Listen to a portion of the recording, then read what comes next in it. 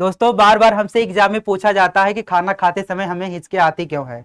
दोस्तों जब हम लोग खाना खाते हैं तो खाना खाते समय हमारे मुख गुहा में एक स्पेशल ऑर्गन होता है जिसका नाम होता है एपिग्लॉटिस।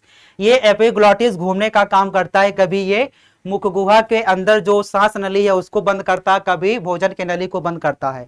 इसको बंद करने का खोलने का जो काम होता है वो माइंड के द्वारा कंट्रोल होता है। लेकिन जब हम लोग खाना खाते हैं और किसी की यादों में खोए रहते हैं तो हमारा माइंड जो है उस चीज को अच्छे से समझ नहीं पाता और अच्छे से डायरेक्शन एपिग्लॉटिस को नहीं दे पाता।